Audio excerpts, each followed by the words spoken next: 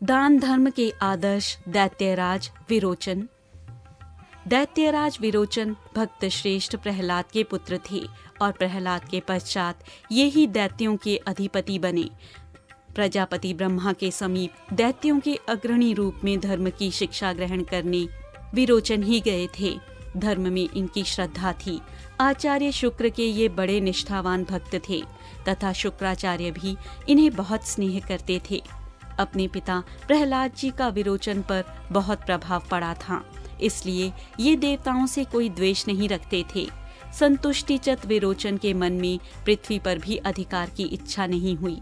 स्वर्ग पर अधिकार करना भला वे क्यों चाहते? वे तो सुतल के राज्य में ही संतुष्ट थे। शत्रु की ओर सावधान रहना चाहिए, यह नीति थी और संपन्न लोगों का स्वभाव था अकारण शंकित रहना।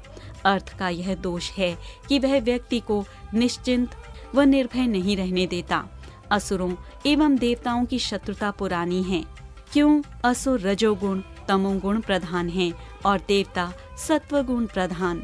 अतः देवराज इंद्र को सदा यह भय व्याकुल करता था कि यदि कहीं असुरों ने अमरावती पर आक्रमण कर दिया तो परम धर्मात्मा विरोचन का युद्ध में सामना करना देवताओं की शक्ति से बाहर है। उस समय पराजय ही हाथ में लगेगी। शत्रु प्रबल हो, युद्ध में उसका सामना संभव न हो तो उसे नष्ट करने का प्रबंध पहले ही कर लेना चाहिए। इंद्र आक्रमण करके अथवा धोखे से विरोचन को मार दे तो शुक्राचार्य अपनी संजीवनी विद्या के प्रभाव से उन्हें जीवित कर देंगे और आज के प्रशांत विरोचन क्रुद्ध होने पर देवताओं के लिए विपत्ति बन जाएंगे। अतएव देवगुरु बृहस्पति की मंत्रणा से इंद्र ने ब्राह्मण का वेश बनाया और सुतल पहुँचे। विरोचन ने अभ्यागत ब्राह्मण का स्वागत किया, उनके चरण धोए, पूजा की। इसके पश्चात हाथ जोड़कर बोले, आज मेरा सौभाग्य उदय हुआ है कि असुर के सदन में आपके पावन चरण पड़े। मैं आपकी क्या सेवा करूं? इंद्र ने विरोचन की दानशीलता की प्रशंसा की और विरोचन के आग्रह पर बोले, मुझे आपकी आयु चाहिए।